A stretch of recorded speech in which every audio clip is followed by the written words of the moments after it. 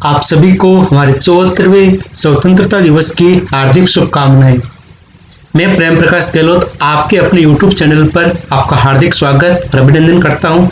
आज हम शुरू करने जा रहे हैं हमारा प्रैक्टिस सेट नंबर 11। अब तक हम 10 प्रैक्टिस सेट कंप्लीट कर चुके।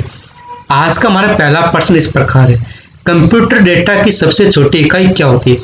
बाइट, बिट, फाइल या फिर रिकॉर्ड? तो इसका आंसर क्या हो जाएगा? हमारा बिट होती है, जो कंप्यूटर डेटा की सबसे छोटी इकाई होती है। हमारा अगला प्रश्न, जल में तैरना न्यूटन की गति के किस नियम के कारण संभव? प्रथम नियम, द्वितीय नियम, तृतीय नियम या फिर सभी? देखिए इसका आंसर हो जाएगा तृतीय नियम, क्रिया प्रतिक्रिया का नियम। हम जल में आगे बढ़ते हैं तो हम पैरों की सहायता से, हाथों की सहायता से जल को पीछे की ओर धकेलते हैं। ये हमारे क्या कहलाता है? क्रिया प्रतिक्रिया का नियम कहलाता है। इसी प्रकार हमारा अगला प्रश्न है, अमेरिकी डेमोक्रेट पार्टी में निम्न में से किस भारतीय मूल की महिला को उपराष्ट्रपति के लिए उम्मीदवार चुना गया? कमला हैरिस, दीपा, अर्चना या फिर मेघा राव? देखिए इसका आंसर क्या हो जाएगा? कमला हैरिस को उपराष्ट्रपति पद के लिए उम्मीदवार चुना गया। इसी प्रकार हमारा अगला प्रश्न है, सर्वोच्च न्यायालय के प्रथम मुख्य न्यायाधीश कौन थे? के.एन. वांचू, हीरालाल जे कानिया, वाई.वी. चंद्रचूड़ या फिर इनमें से कोई नहीं? तो इस प्रश्न का आंसर हमारे पास हो जाएगा हीरालाल जे कानिया को भारतीय सर्वोच्च न्यायालय के प्रथम मुख्य न्यायाधीश चुना गया था। इसी प्रकार हमारा अगला प्रश्न, भारत की पहली वातावरण अनुकूलित रेल सेवा कहाँ प्रारंभ की गई? शिमला, मुंबई, चंडीगढ़ या फिर सूरत? तो इसका आंसर हमारे पास हो जाएगा मुंबई में भारत की पहली वातावरण अनुकूलित रेल सेवा प्रारंभ की गई। इसी प्रकार हमारा अगला प्रश्न, छठा प्रश्न, भारत का सबसे लंबा बांध कौन सा है? भाखड़ा नागल बांध, इंदिरा गांधी सागर बांध, हीराकुंड बांध या फिर नागार्जुन सागर बांध? हम सभी जानते हैं कि भारत का सबसे लंबा बांध कौन सा है? हीराकुंड बांध है। इसका सातवां प्रश्न, प्रधानमंत्री नरेंद्र मोदी ने 8 अगस्त 2020 को राष्ट्रीय स्वच्छता केंद्र का उद्घाटन निम्न में से किस शहर में किया? जयपुर, कानपुर, दिल्ली या फिर पटना? तो इसका आंसर क्या हो जाएगा? दिल्ली से राष्ट्रीय स्वच्छता केंद्र का उद्घाटन किया गया। अगला प्रश्न, गायत्री मंत्र किस पुस्तक से लिया गया, यानी किस वेद में लिया गया? ऋग्वेद, सामवेद, यजुर्वेद या फिर अथर्ववेद? तो इसका आंसर हो जाएगा गायत्री मंत्र ऋग्वेद से लिया गया है। हमारा अगला प्रश्न रीजनिंग का है कि क्वेश्चन मार्क के स्थान पर कौन सी आकृति आएगी? किस प्रकार हम बताना है कि जो संबंध ए और बी में वही संबंध सी और डी में होना चाहिए। हम देखते भी ए और बी में क्या संबंध है, कोई आकृति में चेंज नहीं आया, केवल बीच में क्या आ गया? सर्किल आ गया। तो इसी प्रकार हमें देखना भी सी और डी में लाइन है, इसी प्रकार होनी चाहिए और बीच में क्या आ जाना चाहिए? हमारे पास स्क्वायर आ जाना चाहिए। तो इसका आंसर हमारे पास देखिए ए और बी दोनों मिल रहे हैं, आकृति 1 और 2 दोनों मिल रही है, लेकिन देखिए आकृति ए में क्या है? आयताकार आकृति है और आकृति 2 में क्या? हमारी वर्गाकार। तो इस प्रश्न का आंसर क्या हो गया? हमारे पास विकल्प बी हो गया। हमारा अगला प्रश्न आप स्क्रीन पर देख पा रहे हैं, क्या लिखा हुआ है? 27, 54, नीचे 9 लिखा है। उसी प्रकार 42, 84, नीचे 14 लिखा हुआ है। क्वेश्चन मार्क 42 और 7 लिखा। हमें चारों विकल्पों में से बताना बयान पर कौन सी संख्या आएगी। देखिए भाई इस प्रकार लिखा हुआ है ना, 27, 54 और 9। अब देखिए इसमें संबंध हम देख पा रहे कि इसका क्या हो रहा है भाई? इंटू 3 गुना, और यहाँ पे इंटू क्या हो रहा है भाई? 2 गुना हो रहा है। इसी प्रकार आगे देखिए भाई इस प्रकार लिखा हुआ है 42, 84, 14। यहाँ पे देखिए भाई वही कंडीशन आ रही है, इंटू 3 गुना, इंटू 2 गुना। तो तीसरी कंडीशन हमारा आ जाएगी भाई क्वेश्चन मार्क 42 और 7। तो 7 का 3 गुना, तो कर लीजिए भाई 7 का 3 गुना हमारा क्या आ रहा है? 21 आ रहा है, और 21 का यहाँ पे डबल करने पर हमारा 42 आ रहा है। यानी कि इस प्रश्न का आंसर हमारे पास क्या हो गया? विकल्प बी हो गया। 21 इस प्रश्न का आंसर हो गया। इसी प्रकार आप स्क्रीन पे देख पा रहे हैं अगला प्रश्न बहुत ही आसान प्रश्न है। आप फिगर बनाइए, फिगर बनाते आप चुटकियों में हल कर सकते हैं। अगर आपने फिगर नहीं बनाया तो आप इस प्रश्न को हल नहीं कर सकते। देखिए प्रश्न इस प्रकार है, एस के एम ए आर 5 मित्र है। लंबाई में एस के से छोटा लेकिन आर से लंबा है, एम सबसे लंबा है, ए की लंबाई के से थोड़ा कम है और एस से थोड़ा लंबा। तो बताइए कि वह व्यक्ति जिससे 2 व्यक्ति लंबे और 2 व्यक्ति छोटे, यानी कि बीच वाला व्यक्ति कौन है, ये हमें बताना है। पर्सन की केवल लैंग्वेज चेंज की, बाकी कंडीशन वही है। आप फिगर बनाइए, आप चुटकियों में किसी भी पर्सन का आंसर निकाल सकते हैं। देखिए भाई क्या लिखा हुआ है, एस है जो के से छोटा लेकिन आर से लंबा है, लेकिन आर से लंबा हो गया। एम सबसे लंबा, एम हम कहीं रख देंगे, अब देखिए क्या लिखा हुआ है, एक की लंबाई के से थोड़ा कम है, तो एक की लंबाई के से थोड़ा कम मतलब कहीं पे भी आ सकती है, और एस से थोड़ा लंबा यानी कि इसके बीच में आ गई। तो इस प्रकार देखिए हमारी क्या बन गई, सबसे लंबा एम, एम के बाद के के बाद में ए, और ए के बाद हमारे क्या हो गया एस, और एस के बाद हमारे क्या हो गया आर। अब पूछा भाई ऐसे व्यक्ति जिससे दो व्यक्ति लंबे और दो व्यक्ति छोटे, तो कौन सा हो गया भाई हमारा, देखिए ए है जो बीच वाला व्यक्ति है। इस पर अब देखिए भी आप स्क्रीन पे देख पा रहे हैं हमारा अगला प्रश्न, पी क्यू आर शिक्षित है, पी आर एस परिश्रमी है, आर एस टी नौकरशुदा है, पी क्यू एस टी विनम्र है। तो पता लगे कि जो शिक्षित है, परिश्रमी है, विनम्र है, लेकिन बेरोजगार यानी कि नौकरशुदा नहीं है। तो देखिए भी नौकरशुदा हमारे पास कौन कौन से, आर एस टी है, तो तीनों के अलावा कौन कौन बचता है हमारे, पी और क्यू, दोनों में से एक आंसर होना चाहिए। देखिए भी हम बना ले पी क्यू आर, ये हमारे क्या हो गए भी, शिक्षित हो गए, जैसा प्रश्न लिखा वैसा लिख दीजिए। उसके बाद देखिए पी आर एस, ये हमारा हो गया पी आर एस क्या हो गया भी, परिश्रमी हो गया। उसी प्रकार अगला लिखा है आर एस टी क्या अभी, नौकरीशुदा है। और लास्ट में क्या लिखा भाई, पी क्यू एस टी क्या है, विनम्र है। अब हम पूछा क्या भाई, जो शिक्षित भी है जो इसमें भी आना चाहिए, और परिश्रमी है, विनम्र है, लेकिन इसमें नहीं आना चाहिए। तो देखिए भाई तीनों में कौन कॉमन आ रहा है, इसमें पी आ रहा है, इसमें पी आ रहा है, और इसमें क्या आ रहा है, पी आ रहा है, लेकिन इसमें नहीं आ रहा। तो इस प्रश्न का आंसर क्या हो गया हमारा, पी हो गया। इसी प्रकार हमारा अगला प्रश्न आप स्क्रीन पे देख पा रहे हैं, अक्षरों का कौन सा क्रम खाली स्थानों पर क्रमवार रखने पर दी गई अक्षर श्रृंखला को पूरा करेगा। श्रृंखला हमारे पास इस प्रकार दी गई, सबसे पहले डैश, उसके बाद ए, फिर बी, उसके बाद फिर से डैश, फिर बी हो गया, फिर देखिए यहाँ पे डैश, फिर बी सी, और उसके बाद फिर से देखिए भाई हमारे पास डैश फिर और सी ए दे रखा है। अब जब भी ऐसा प्रश्न है तो मैं सबसे पहले हमें काउंट करना कि इस प्रकार की श्रृंखला में कुल कितने पद आ रहे हैं। तो देखिए 1 2 3 4 5 6 7 8 9 10 11 12। अब 12 है तो हमें इसके 3 या 4 के ग्रुप में तोड़ना है। तो आप पहले 4 के ग्रुप में तोड़िए, 4 के ग्रुप में आंसर मिल रहा है तो अच्छी बात है, वरना 3 के ग्रुप में तोड़िए। मैं पहले 4 के ग्रुप में तोड़ के इस प्रश्न को करने का प्रयास कर रहा हूँ। तो देखिए भाई 1 2 3 4 तो यहाँ पे कर दिया, फिर से 1 2 3 4 यहाँ पे कर दिया, 1 2 3 4। अब देखिए भाई ऐसी कोई सीरीज बन रही कि हमारी देखने पर तो कुछ भी पता नहीं चल रहा भाई। देखिए हमारे पास यहाँ पर अगर बी रखे, यहाँ पे ए रखे तो क्या बी ए बन रहा है, फिर यहाँ पे बी ए, लेकिन यहाँ पे सी आ गया। अब देखिए भाई 4 के ग्रुप में तोड़ने से हमारे पास कोई फिगर नहीं बन रहा है, तो हम क्या करते हैं इसको भी 3 के ग्रुप में तोड़ने का प्रयास करते हैं। हमने 3 के ग्रुप में इस प्रकार तोड़ दिया, 1 2 3 हो गया, 1 2 3 हो गया, और हमारे पास 1 2 3 हो गया। अब देखिए अगर हम यहाँ पे रख दे सी, तो लास्ट वाली फिगर बन रही है सी ए बी, तो यहाँ पे क्या आ जाएगा भी, बी आ जाएगा। अब देखिए भी यहाँ पे अगर हम ए रख दे, यहाँ पे सी रख दे, तो देखिए सी ए बी, फिर सी पीछे चलेगा, ए बी सी बन रहा हमारा, फिर ए पीछे चला गया, तो हमारा क्या बन गया भाई बी सी ए। तो हमारे पास क्या क्या है भाई सी ए सी, फिर यहाँ पे क्या है ए, फिर आया बी। ऐसा कौन से विकल्प में दे रखा हमारे पास, विकल्प सी इस प्रश्न का राइट आंसर हो गया।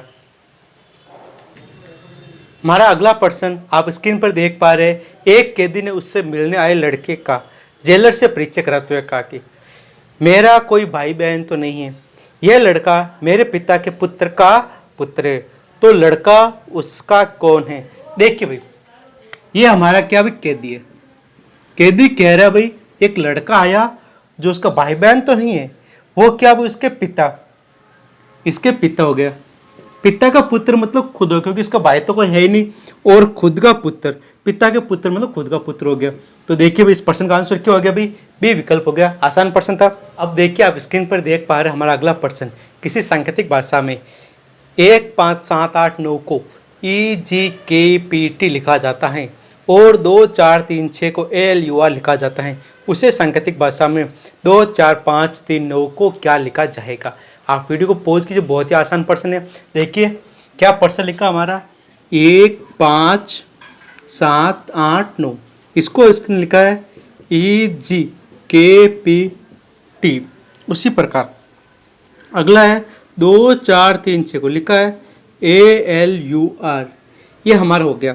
और हमें पूछा भी कि 2, 4, 5, 3, 9 को क्या लिखा जाएगा। अब देखिए भी इन दोनों में कॉमन कोई वर्ड मिल रहा है कि कोई वर्ड तो मिल नहीं रहा है। तो जनरली हम देखते भाई ए का कोड 2 मान ले, यू का कोड 3, एल का कोड 4, आर का कोड 6। देखिए इससे हल होता है क्योंकि दूसरे कोई हमारा तरीका मिल नहीं रहा। तो देखिए भाई हमारा क्या आ जाएगा, ए आ जाएगा, एल आ जाएगा। 5 नंबर पर कौन हमारा जी है, तो हमारा जी आ गया। 3 नंबर पर यू और 9 नंबर पर हमारा क्या हो गया, टी हो गया। तो ऐसा किस विकल्प में लिखा भी हमारा ALGUT, विकल्प सी हमारा राइट आंसर हो गया। इसी प्रकार हमारा अगला प्रश्न है, संख्या श्रृंखला दी गई है जिसमें एक पद गलत है, उस गलत पद को लिखिए। क्या लिखा भी हमारे पास, देखिए 2, 5, उसके बाद क्या लिखा हमारा 10, उसके बाद लिखा है 17, 17 के बाद 26, 26 के बाद 37, 37 के बाद 50 और 50 के बाद 64। अब आप इस सीरीज को देखोगे तो आपको कॉमन मिलेगा कि इसके पास भी कोई स्कोर होता है, इसके पास भी कोई स्कोर संख्या होती है, वर्ग संख्या, इसके पास भी वर्ग संख्या, इसके पास भी वर्ग संख्या, इस प्रकार सबके पास कोई ना कोई वर्ग संख्या। तो देखिए भाई इसमें से 1 घटाने पर आता 1, जो क्या 1 का स्कोर है, तो यानी कि 1 का स्कोर +1। यहाँ क्या 5, मतलब 4 + 1 क्या हो गई, 2 का स्कोर +1। ये हमारा हो गया। इसी प्रकार 3 का स्कोर +1, 4 का स्कोर +1, 26 हमारा क्या हो गया भाई, 5 का स्कोर +1, 6 का स्कोर +1, 7 का स्कोर +1। तो यहाँ पे क्या आना चाहिए, 8 का स्कोर +1, जबकि यहाँ पे क्या आ गया भाई 64 आ गया, 65 आना चाहिए था। तो इसमें कौन सी संख्या गलत है भाई, 64 हमारी गलत संख्या। इसी प्रकार अगला प्रश्न आप स्क्रीन पे देख पा रहे, दिए गए विकल्पों में से उस शब्द को चुनिए जो दिए गए शब्दों के अक्षरों के प्रयोग करके नहीं बनाया जा सकता। देखिए भाई हमारे पास पहला शब्द एक्शन, तो ऊपर वाले वर्ड में क्लोज एक्शन लिखा हुआ। देखिए भाई ए है हमारा, सी है। देखिए भाई हमारे पास स्पेलिंग इस प्रकार लिखिए, COLLA BORATION। हमारा पहला विकल्प है भाई एक्शन, क्या लिखा ACTION।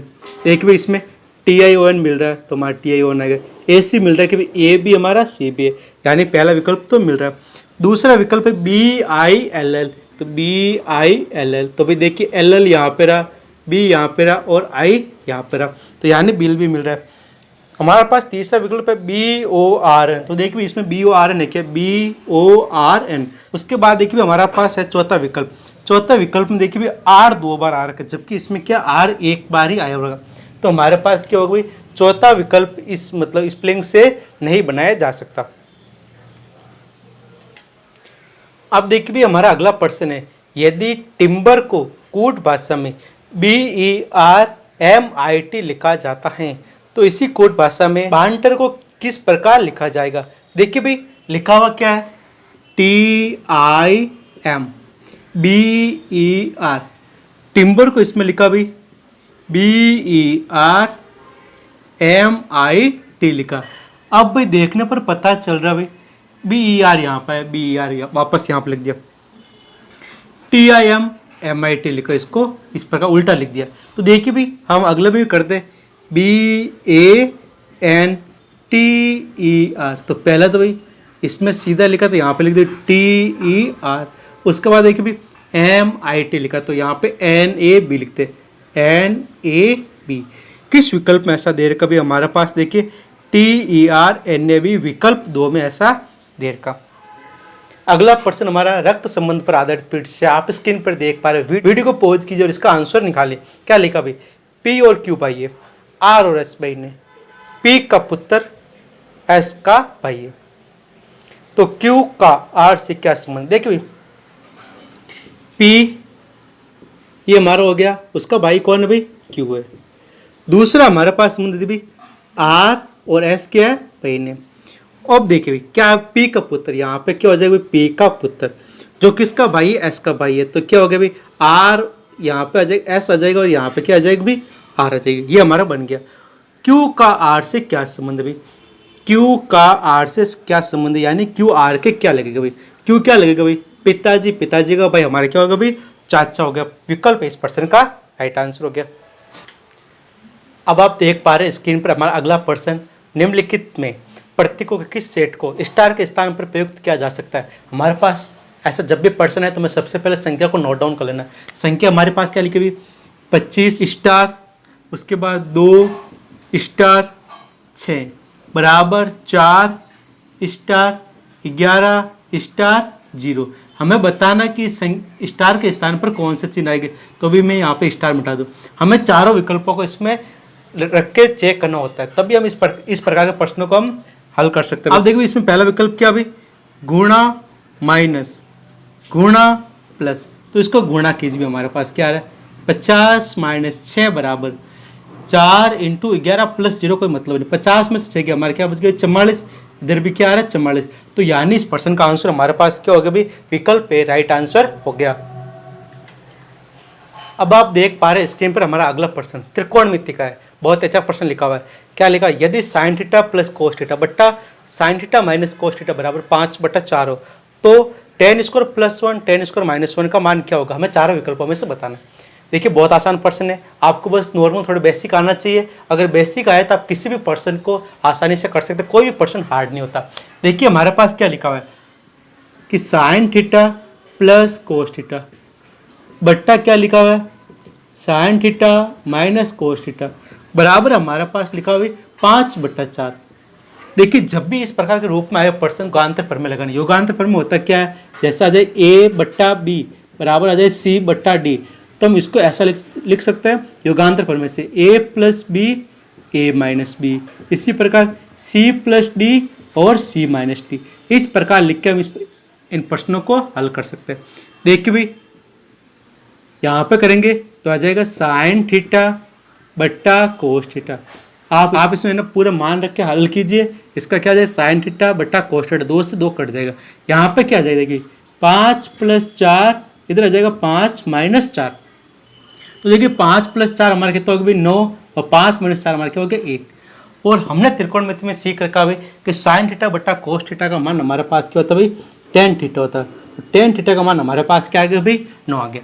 अब प्रश्न में पूछा, बहुत ही आसान प्रश्न पूछ लिया। अब तो टेन स्क्वायर थीटा प्लस 1 और टेन स्क्वायर थीटा माइनस 1 का मान क्या होगा। देखिए भाई टेन की जगह हमें रखना है 9, तो देखिए 9 का स्क्वायर क्या हो गया भाई 81 + 1 बट्टा 81 - 1, तो क्या हो गया भाई 82/80। अब इसको काट दीजिए 2 के पार्ट से, तो हमारे पास क्या बच गया भाई 41/40। इस प्रश्न का आंसर हो गया विकल्प सी राइट आंसर हो गया। अब देखिए भी हमारा अगला प्रश्न है निम्नलिखित में से सबसे बड़ी संख्या कौन सी है। हमारे पास 4 संख्या दे रखी है, हमें चारों संख्या में से बताना कौन सी संख्या हमारी सबसे बड़ी है।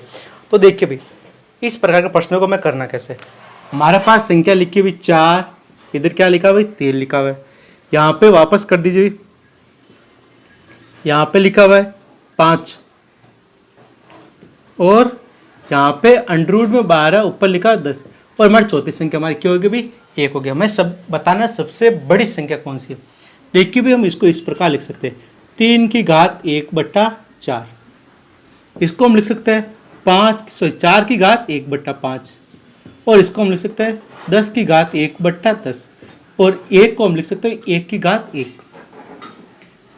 अब देखिए भी हमें करना क्या होता है, जब भी ऐसा प्रश्न है तो हमें देखिए भी जो घात में संख्या लिखी हुई है उसके हर हमें समान करना है। तो देखिए भी 1/4 1/5 1/10 और 1, हमें यहाँ पे सबके बट्टे में क्या समान संख्या लानी है। तो देखिए 4 5 और 10 का एलसीएम कितना आता है हमारे पास 20 आता है। तो हम इसको इस प्रकार लिख सकते हैं कि यहाँ पे 20 लाने के लिए 5 से गुणा करेंगे ऊपर नीचे, तो आ जाएगा 5/20। इसी प्रकार देखिए भी हम अगला कर सकते हैं 4। अब देखिए 5 की जगह में 20 लाना, तो हम इसको किससे गुणा करेंगे 4 को ऊपर नीचे गुणा कर लीजिए, तो 4/20 हमारी तीसरी संख्या हो जाएगी 10। यहाँ पे 10 की जगह में लाना 20, तो हम इसको लिख सकते हैं 2/20 हो गया हमारे पास। अब देखिए भाई यहाँ पे लिखा 1, तो हम लिख सकते हैं 1/20। अब देखिए आगे हमें क्या करना है 3 की घात 5 लिख दीजिए और 1/20 हम ऐसा लिख सकते हैं। इधर 4 की घात क्या हो गया 4, यहाँ पे क्या लिख सकते हैं भाई 1/20 लिख दिया। उसके बाद देखिए भाई यहाँ पे 20/20 आएगा। अब देखिए 10 ऊपर क्या आ गया भाई 2, यहाँ पे क्या लिख सकते हैं भाई 1/20 हो गया और यहाँ पे 1 की घात क्या हो गया 20 और ऊपर वापस क्या हो गया 1/20 हो गया। अब देखिए भाई यहाँ पे अगला स्टेप 3 की घात 5 हमारे पास क्या होता है भाई, देखिए 243 होता है। तो 243 की घात हमारे पास क्या आ गई भाई, 1/20 आ गई। उसी प्रकार 4 की घात 4 यानी कि 16 का स्क्वायर हमारे पास कितना होगी भाई, 256 की घात कितनी आ गई भाई, 1/20। अब देखिए भाई 10 की घात 2 यानी कितना आ गया भाई हमारे पास 100, 100 की घात 1/20 और यहाँ पे क्या आ गया 1 की घात 20, एक ही होता है और यहाँ पे क्या आ गया 1 की घात 20 आ गया। अब इतना मिलने के बाद हम बता सकते हैं सबसे बड़ी संख्या कौन सी होगी हमारे पास, ये हो गई 256 की घात 1/20 यानी कि हमारे पास सबसे बड़ी संख्या क्या होगी भाई, 5√4 हमारी सबसे बड़ी संख्या है। इसी प्रकार आप स्क्रीन पर देख पा रहे हैं हमारा अगला प्रश्न क्या लिखा हुआ है, एक बेलन की ऊंचाई को 6 गुना तक बढ़ा दिया जाए तथा आधार के क्षेत्रफल को 1/9 गुना घटा दिया जाए तो बेलन का तिर्यक क्षेत्रफल कितना गुना बढ़ जाएगा। तिर्यक क्षेत्रफल यानी उसका वक्र पृष्ठीय क्षेत्रफल। देखिए भाई पहले ऊंचाई थी, अब ऊंचाई क्या होगी हमारी 6h हो गई, ये तो पहले हो गई और ये हमारी क्या होगी भाई, नई वाली होगी। अब देखिए आधार का क्षेत्रफल, आधार का क्षेत्रफल पहले हमारे पास क्या था, पाई आर स्क्वायर था। अब क्या अभी हमारे पास पाई आर स्क्वायर बट्टा 9, क्योंकि उसको 1/9 गुना कम कर दिया। अब देखिए पहले हमारे पास आधार का क्षेत्रफल था पाई आर स्क्वायर, नया क्षेत्रफल क्या हमारा पाई आर स्क्वायर का 1/9 यानी कि नए वाले क्षेत्रफल को हम 9 से गुणा करते तो हमारे पास पुराने वाला क्षेत्रफल आ जाएगा। इसकी क्या होगी R1 और R2, हमें R1 अनुपात R2 निकालना पड़ेगा, सीधा हम यही से फाइंड कर ले। देखिए भाई पाई से पाई कट गया तो देखिए हमारे पास क्या है R1/R2 का स्कोर बराबर क्या आ गया भाई 9/1, इसका स्कोर हटाएंगे हम तो इधर क्या आ जाएगा अंडररूट, यानी कि हमारे पास त्रिज्या का अनुपात क्या आ गया 3:1, यानी कि पहले त्रिज्या 3 थी तो अब घटकर कितनी होगी हमारे पास 1 होगी। अब आप देखोगे इस प्रश्न में पूछा गया कि नया वाला क्षेत्रफल पुराने वाले क्षेत्रफल का कितना गुना बढ़ गया। तो बढ़ने के लिए हमारे पास क्या हम निकाल दे पुराना क्षेत्रफल, पहले वाला क्षेत्रफल, पहले का क्षेत्रफल हमारे पास क्या है भी देखिए 2 आ गया इनटू हमारे पास आर कितनी है भी 3 आर आ गई और 2 पाई, पाई तो अपने है ही है और देखिए एच, एच हमारे पास पहले क्या था भाई एच था। इस प्रकार पहले क्षेत्रफल था हमारा 6 पाई आर एच। अब क्या क्षेत्रफल हो गया बढ़ने के बाद 2 अपनी जगह पाई अपनी जगह, आर की जगह हमारे पास क्या बच गया इस बार आर ही बच गया, क्योंकि हमने त्रिज्या को 1/3 कम कर दिया तभी तो इसको क्षेत्रफल को 1/9 कमी होगी। तो पहले त्रिज्या 3 थी, त्रिज्या कितनी होगी भाई 1 होगी और एच हमारी क्या होगी इस बार 6h होगी। अब इसको गुणा कर लीजिए, हमारे पास क्या है 12 पाई आर एच, तो कितना गुना बढ़ गया भाई 2 गुना बढ़ गया। अब आप स्क्रीन पर देख पा रहे हैं हमारा अगला प्रश्न, किसी 300 मीटर ऊंची चोटी से एक और स्थित पुल के दोनों भुजाओं के अवनमन कोण क्रमशः 45 डिग्री और 30 डिग्री है, तो पुल की लंबाई ज्ञात कीजिए। देखिए हाइट एंड डिस्टेंस पर आधारित है, अनुपातों की सहायता से हम इस प्रकार के प्रश्नों को चुटकियों में हल कर सकते हैं, लेकिन हमें अनुपात याद होना चाहिए। और अनुपात आए कैसे, आप हमारा हाइट एंड डिस्टेंस वाला चैप्टर देखिए, उसमें आपको समझ में आ जाएगा। तो देखिए भाई हमारे पास कि यहाँ पर कोई चोटी है और यहाँ पर हमारा कोई क्या है ब्रिज है और उससे क्या कोण भी देखिए, ये पहला कोण तो कितना हो गया 45 डिग्री और इसका दूसरा कोण यहाँ पर कितना भाई 30 डिग्री। हमें पूछा भाई पुल की चौड़ाई क्या मना, यानी कि इसका मान पूछा और हमारे पास चोटी की ऊंचाई दे रखी भाई 300 मीटर। अब देखिए जब भी ऐसा प्रश्न है तो हमें इस वाली भुजा को इस वाली भुजा का अनुपात हमें याद होना चाहिए। तो मैं बता दूं भाई ये अनुपात होता है कि 1/√3 - 1 होता है और दूसरा अनुपात आपको इस प्रकार याद रखना कि अगर 45 डिग्री का कोण हो तो 45 डिग्री कोण हो तो ये दूरी अगर 1 होती है हमारे तो ये भी दूरी कितनी होगी भाई 1 होगी, क्योंकि tan थीटा का मान 45 डिग्री पर क्या आता है भाई 1 आता है। तो देखिए भाई ये 300 है तो ये वाली दूरी कितनी होगी भाई 300 ही होगी, क्योंकि 1:1 है। अब ये 300 तो ये कितनी होगी, हमें सूत्र लगाना सेम इंटू जो ज्ञात करें उससे गुणा कर लीजिए। तो 300/1 लिखने की जरूरत नहीं है, इंटू हमारे पास क्या होगा √3 - 1 मीटर का मीटर, तो इसका आंसर हो जाएगा हमारा विकल्प ए हो जाएगा। इसी प्रकार आप देख पा रहे हैं हमारा अगला प्रश्न क्या लिखा हुआ है, एक संख्या में 15, 20 या 35 का भाग दिया जाता है तो प्रत्येक बार 8 शेष बचता है, तो वो न्यूनतम संख्या क्या है। हमारे पास 4 विकल्प दे रखे हैं, देखिए जब भी ऐसा प्रश्न आए तो आप कोशिश करो कि आप विकल्पों की सहायता से करने की, जिससे क्या होगा, हमें टाइम की बचत होगी। देखिए विकल्पों की सहायता से कैसे करते हैं। हमारे पास क्या है 428, दूसरा विकल्प क्या है 427, तीसरा विकल्प और चौथा विकल्प हमारे पास हो गया 338। अब देखिए भी हमें बताया गया कि इसमें 20, 15, 20 और 35 का भाग देने पर हमेशा क्या शेष बचता भाई, हमेशा 8 शेष बचता। शेष क्यों बचता भाई, ये संख्या 8 ज़्यादा है तो इसमें से 8 घटा लीजिए, हमारे पास क्या होगी भाई 420, इसमें से 8 घटाने पर हमारे पास क्या होगी 419, इसमें से 8 घटाने पर हमारे पास होगी 320 और इसमें से 8 घटाने पर हमारे पास होगी 330। आप देखिए भी इसका इकाई का अंक 9 है तो इसमें तो ना 15 का भाग जाएगा, ना 20 का भाग जाएगा, ना 35 का भाग जाएगा। अब हमारे पास 3 संख्या बची।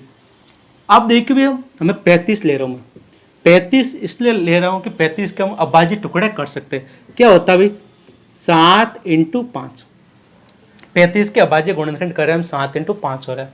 मैंने 35 से क्यों लिया कि 20 और 15 क्यों नहीं लिया, क्योंकि 7 अलग संख्या आ रही। अब जिस संख्या में 5 का भाग सब में जा रहा है, चेक करने की जरूरत नहीं है। 4 का भाग भी 2 संख्या में जाएगा तो मैं देखना भी केवल 7, अगर 7 भी मिल जाए तो मैं दूसरा विकल्प चेक करना होता। देखिए यानी कि जिस संख्या में भी 35 का भाग जाएगा तो उसमें कन्फर्म है कि 7 का भाग तो जाएगा ही जाएगा। आप देखिए इसमें 7 का भाग 420 में जा रहा है भाई, 6 बार जा रहा है 60 बार। अब इसमें आप देखेंगे भाई 7 का भाग इसमें जाता नहीं है, इसमें भी 7 का भाग पूरा पूरा नहीं जाता, तो इसका प्रश्न का सीधे आंसर हमारे पास क्या हो गया 420 हो गया। आप बिना पेन छुए भी इस प्रश्न को हल कर सकते हैं। इन पर देख पा रहे हमारा अगला प्रश्न, एक्स, वाई तथा जेड ने एक साथ मिलकर व्यापार शुरू किया। यदि एक्स की निवेशित पूंजी वाई की निवेशित पूंजी का 2 गुना है तथा वाई की निवेशित पूंजी जेड की निवेशित पूंजी का 3 गुना है, तो ज्ञात कीजिए एक्स, वाई तथा जेड की निवेशित पूंजी का अनुपात क्या। देखिए भी हमारे पास हम विकल्पों की सहायता से करने का प्रयास करें। हमारे पास क्या लिखा है 6, 3 एक विकल्प हो गया, दूसरा क्या 3, 8, 1, तीसरा विकल्प हो गया हमारे पास 4, 9, 3 और चौथा विकल्प हमारे पास हो गया 3, 1, 5। अब देखिए प्रश्न में जैसा लिखा उसके अकॉर्डिंग देखिए क्या लिखा, पहली लाइन यदि एक्स की पूंजी वाई की निवेशित पूंजी का 2 गुना। देखिए भी एक्स और वाई का अनुपात क्या होना चाहिए 2:1। किस में आ रहा है भाई 2:1, इसमें आ रहा है, इसमें नहीं आ रहा, इसमें नहीं आ रहा, इसमें भी नहीं आ रहा, तो सीधे हमारा क्या हो गया विकल्प राइट हो गया। एक बार फिर चेक कर, और क्या लिखा वाई की निवेशित पूंजी जेड की निवेशित पूंजी का 3 गुना, यानी कि इनका अनुपात आना चाहिए 1:3। तो देखिए भी 1:3 यहाँ पर, वैसे यहाँ पे भी 1:3 मिल रहा था लेकिन यहाँ पे नहीं मिल रहा भाई 2:1, इसलिए ये विकल्प राइट रॉन्ग हो गया, ये भी रॉन्ग हो गया, ये भी रॉन्ग हो गया। राइट कौन सा बच गया, हमारा विकल्प ए बच गया। इस प्रकार प्रश्नों को आप विकल्पों की सहायता से करने का प्रयास कीजिए, कोई भी प्रश्न आपके लिए हार्ड नहीं होगा। अगला प्रश्न है, विवाह के समय पति और पत्नी की औसत आयु 23 वर्ष थी। विवाह के 5 वर्ष उपरांत उसका 1 साल का बच्चा है, तो बच्चे के जन्म के समय परिवार की औसत आयु क्या थी, यानी कि महिला और पुरुष की और प्लस बच्चे की औसत आयु क्या थी।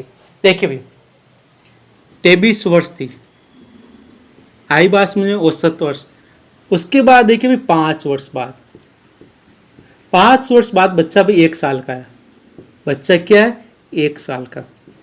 तो हम जानते कि बच्चे का जन्म कब हुआ भाई, विवाह के 4 साल बाद हुआ, आई बास में यहाँ पे बच्चे का जन्म हुआ।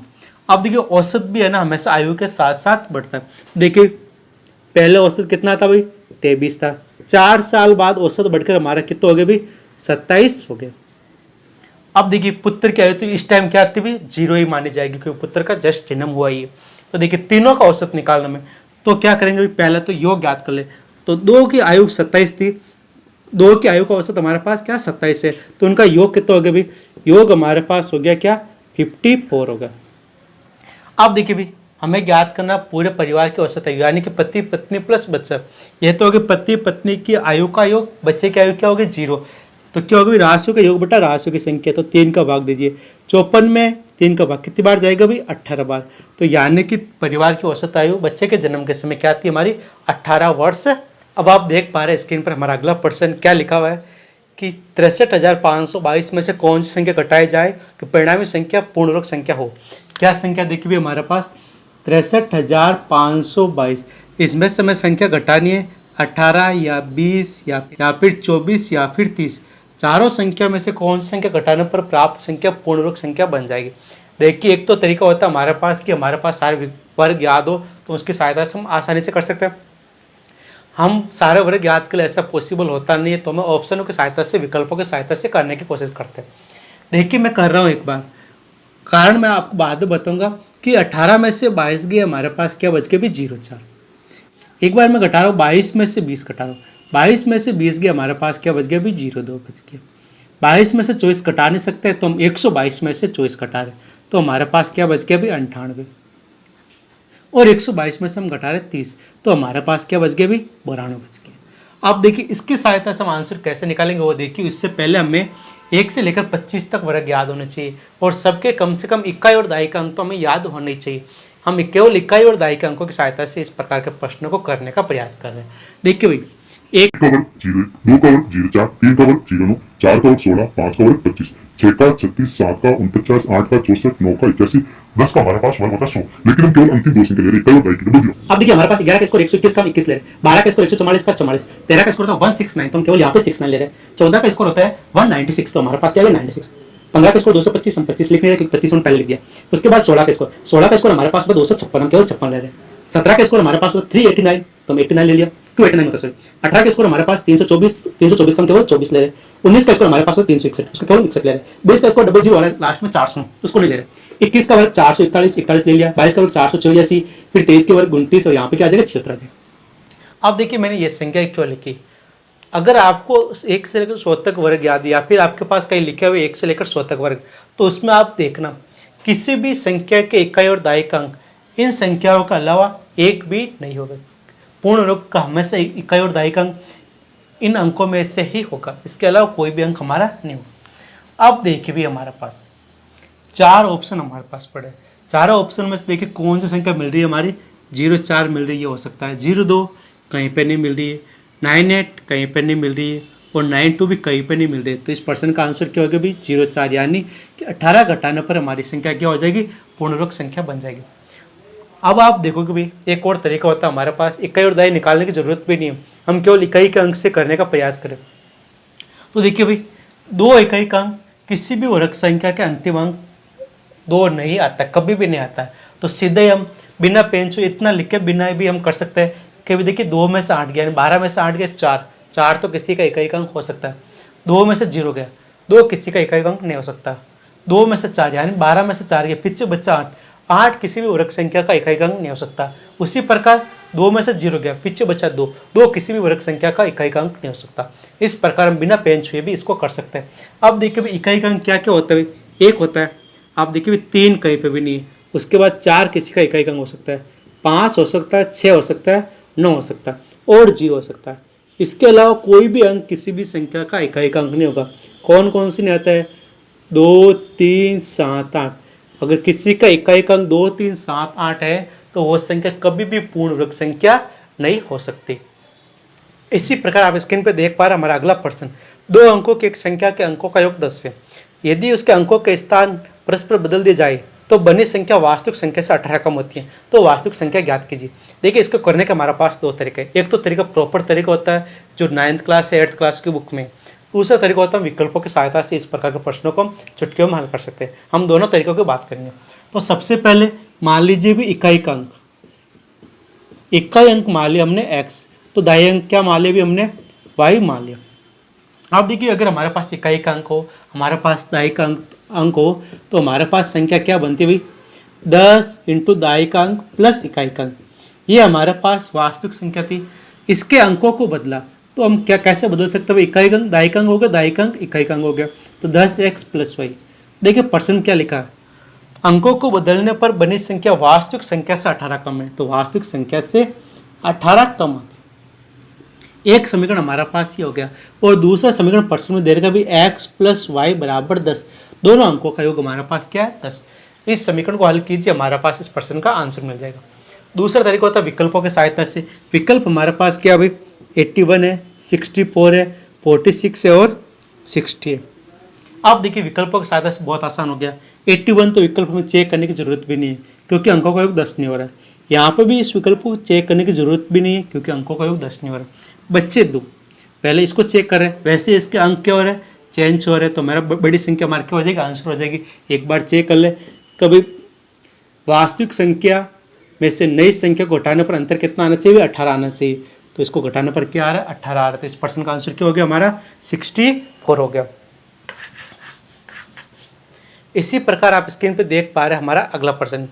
क्या प्रश्न है? एक व्यक्ति अपने मासिक आय का 40% भोजन पर खर्च करता है, शेष का 1/3 यातायात पर खर्च करता है। यदि वो 45 रुपये बचा लेता है जो भोजन तथा यातायात पर खर्च रुपये का आधा है, तो उसका मासिक वेतन ज्ञात कीजिए। देखिए, जब भी ऐसा प्रश्न आए तो व्यक्ति की मासिक आय हम मान लेते हैं कि मासिक आय हम इसकी मान लें क्या भाई? 100 रुपये। अब देखिए भाई, 100 में से 40% यानी 40 रुपये किस पे खर्च करा भाई? भोजन पर खर्च करा। शेष हमारे पास क्या बच गया भाई? 60। अब देखिए भाई क्या लिखा है? 60 का 1/3 यानी कि शेष का 1/3 किस पर खर्च करा? यातायात पे। 1/3 यानी कि इसका क्या कर लो भाई? 1/3 कर लो भाई। तो 1/3 का मान कितना आ गया भाई? 20। 20 किस पे कर रहा भाई? यातायात पर। तो ये हमारा क्या हो गया? यातायात हो गया। अब शेष क्या बचा भाई? शेष 40 बचा।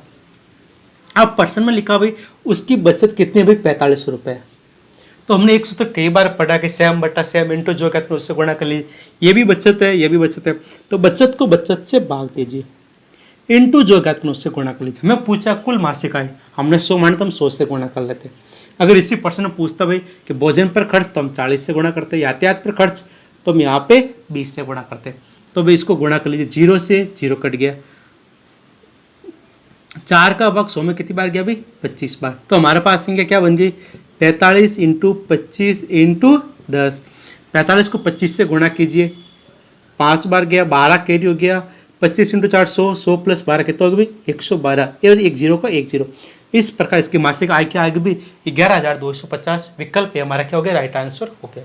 आज का पेपर हमारा यहीं पर समाप्त होता है। आप सभी को एक बार फिर स्वतंत्रता दिवस की हार्दिक शुभकामनाएं। मिलते एक अगले पेपर में, तब तक के लिए जय हिंद, जय भारत।